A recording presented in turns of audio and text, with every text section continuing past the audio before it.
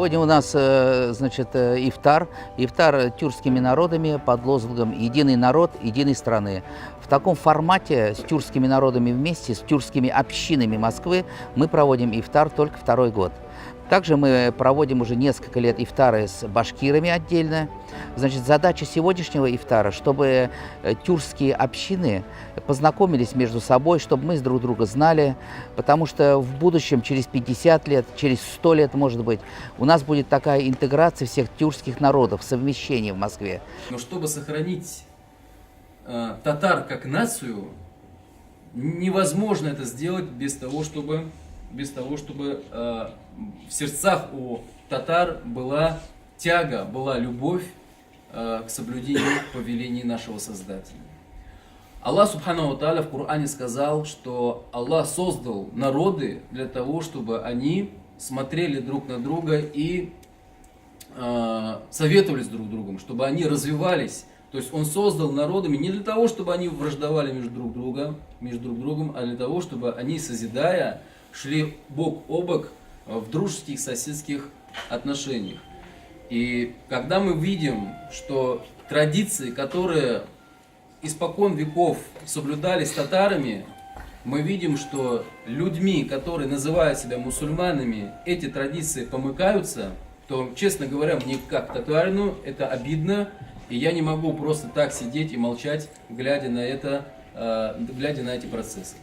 Поэтому мне бы хотелось, чтобы люди знали, как ограждать себя от таких деструктивных течений, как вот сегодня представители кумыкского народа сказали, как, например, ваххабизм, хизбут тахрир, хизбут тихван и так далее. Пророк Мухаммад, саллаллаху алейхи вассалям, сказал: «Толибу л'айлм фаридатун аля кулли муслим», что означает стремление к знаниям, обязанность каждого мусульманина. То есть каждый из нас должен знать, как правильно совершать намаз. Каждый из нас должен знать, как правильно совершать большое религиозное омовение и малое. Должен знать, как совершить хадж, как выплачивать закят, как похоронить умершего, прочитать намаз джаназа, омыть его тело, обернуть его в кафан. Это дело не только имамов, которые, сидя в мечети у себя, занимаются только своими вещами. Это обязанность каждого мусульманина, потому что это входит в минимальное религиозное знание. И в этих знаниях мусульманину ни в коем случае нельзя ошибаться. Эти знания включают в себя знания, вопросы, что такое халяль, что такое харам, вопросы, связанные с намазом, с закятом, с хаджем, а самое главное, вопросы, связанные с иманом, с верой. Вера – это ценнейший дар, который дан Аллахом человеку для того, чтобы он при наличии этой веры был в этой жизни счастье.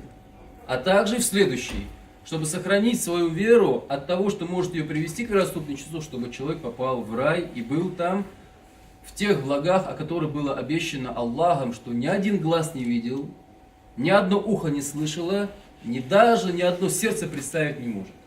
И это цена веры в Бога и в Его посланника. Сегодня собрались председатели общин тюркских народов. Наша задача, чтобы они все между собой познакомились, приходили друг к другу на мероприятия, общались. Также здесь находятся несколько председателей молодежных движений Москвы тюркских народов. И также находятся наши общественники, наши активисты штаба татар. Наша задача также их между собой познакомить, и чтобы в будущих мероприятиях они принимали участие друг друга. Очень интересно, есть крымские татары, значит, там есть такой Делявир. И вот Делявир организовывает каждый год концерт тюркских народов. Вот мы приходим на этот концерт, оказываем содействие в организации этого концерта. И также, сидя в зале, мы видим нагайцы, карачаевцы, значит, поют песни, уйгуры. И практически ведь у нас один язык с ними. Поэтому в будущем, через 50 лет, через 100 лет, я думаю, что нам нужно уже сейчас начинать с ними общаться и проводить вместе мероприятия. Мухтерем, Джемат, меня сегодня пригласили на ифтар в муфтият города Москвы на Первом Крутицком валу. Валла не знал, что здесь существует. Очень важное действие в том плане, что я вот познакомился с азербайджанцами тут. Мы, оказывается, периодически встречаемся на таких мероприятиях. Очень рад и давно знаю их, по 15-20 лет.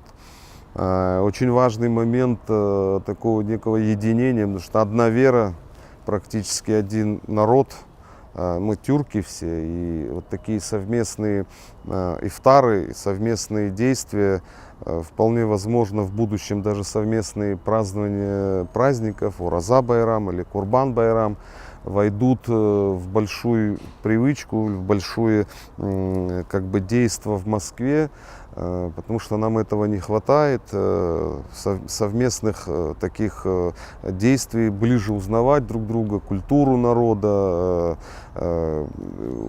обычаи, адаты, потому что нас всех объединяет одна религия – ислам. Очень важное действие еще палатка Рамадана. Давно уже это происходит. Туда я часто хожу. В этом году была палатка Крыма, проводил муфтият крымский. И такие совместные мероприятия, они людей объединяют, и люди становятся ближе к друг другу и ближе к Всевышнему.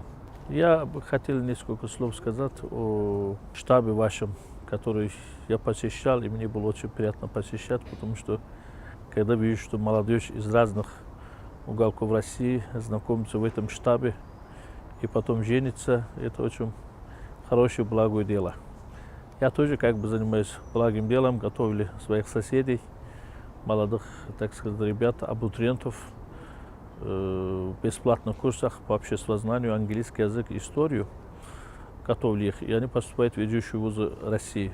А вот то, что у вас видел Рустамбая вот в штабе, мне очень приятно было, и это вот всегда с удовольствием рассказываю азербайджанцам, что есть такой штаб, где молодежь встречается, познакомится, поют песни, говорят стихи и так далее. Да, спасибо вам, что вы создали такой штаб, где молодежь, и в том числе старики, встречаются разных профессий, встречаются, знакомятся, женятся и так далее. И Россия начинает поворачиваться в сторону тюркского мира.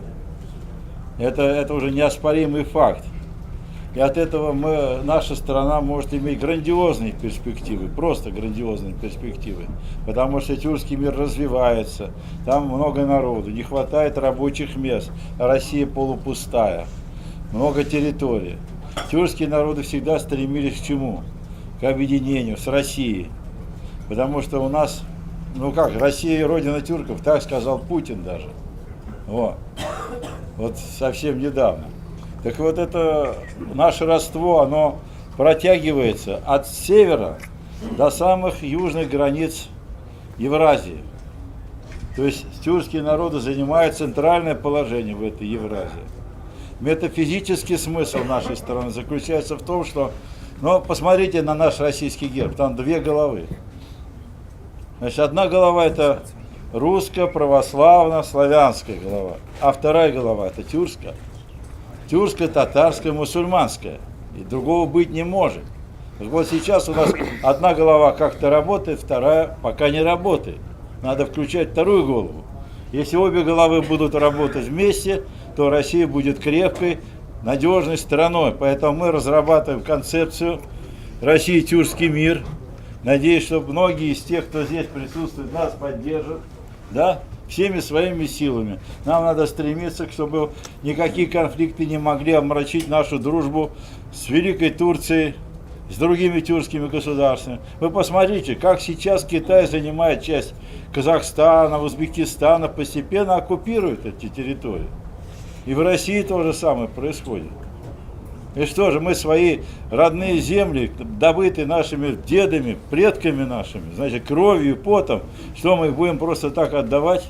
Давайте за свою землю бороться. Давайте ее защищать. И совместно со всем тюркским миром. А тюркский мир, это, считаю, что середина всей Евразии. Это стратегическое положение. И кто владеет этими путями, тот будет владеть и миром. Я считаю, что у России грандиозные перспективы, если мы в эту сторону пойдем.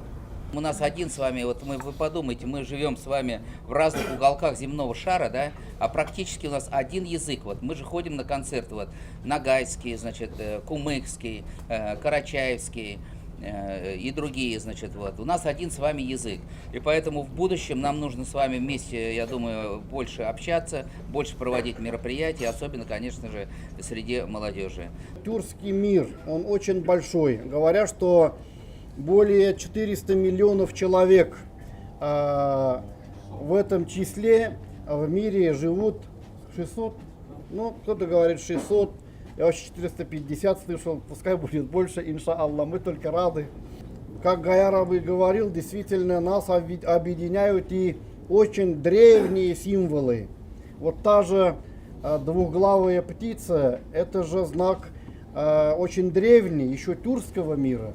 Потом уже его взаимствовали и славянские народы. Мы сейчас не делим, кто первее, кто позже, не в этом дело. Дело в том, что наши народы были настолько близки, раз даже такие главные символы у нас были едины. И те же названия.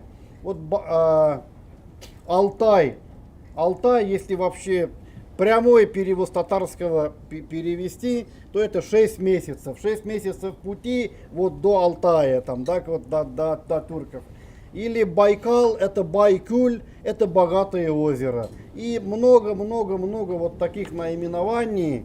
Вот так произошло по воле судьбы, по тагдиру Всевышнего, что вот мы здесь на территории России живем разные народы. И каждый народ, как вы видите, и это правильно, борется за свою идентичность, за сохранение своей культуры, языка, там быта, всего. И, конечно же, тюркский мир также должен возвысить свой голос.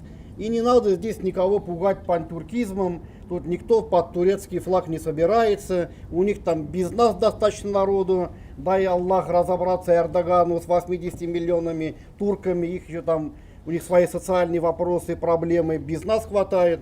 А здесь, вот у нас, на нашем пространстве, нам, конечно, подумать надо. И вот мы еще год назад обсуждали, вроде бы несколько там десятилетий назад уже организовывалось тогда конгресс тюркских народов, как там оно называлось. По-моему, занимался даже Абдул-Латипов в свое время этим. Вот какой-то объединяющая структура вообще в стране, она, конечно, имеет как бы место быть. Надо, чтобы надо ее организовать, и чтобы она проводила правильные, реализовала правильные проекты. Вот Актай Афенди сказал о том, что нужно объединять нашу молодежь. Вот я считаю, что это самое главное. Вот нам нужно проводить мероприятия, встречи, форумы. Например, Россия, страны СНГ можно назвать, да, или Россия, Средняя Азия назвать эти молодежные форумы. И чтобы ребята по разным направлениям общались, кто занимается творчеством, кто экономикой, кто там, не знаю, как бы другими направлениями, чтобы они друг друга знали, дружили. И это будет как бы нашим таким большим вкладом в это дело.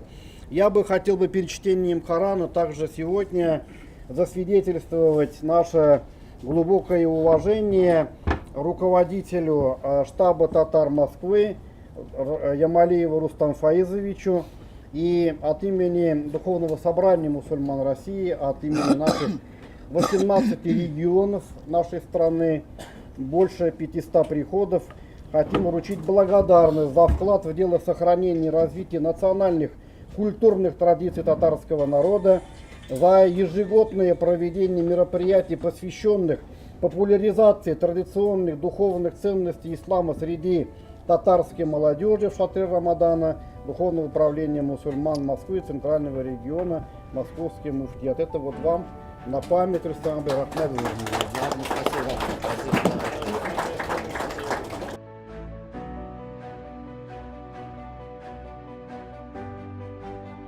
В рамках месяца ифтар, значит, также мы провели неоднократно акции «Первый намаз».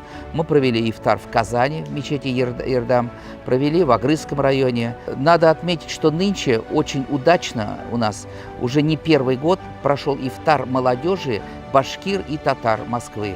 Также вот пришли, значит, активисты башкирских движений, активисты татарских институтов, председателя мы приглашали. И тоже, значит, вот это вот знакомство, тоже общение, оно, я думаю, впоследствии будет положительно иметь эффект в организации мероприятий. Очень важны такие мероприятия, поскольку благодаря таким встречам можно сплотить любую нацию, любой народ.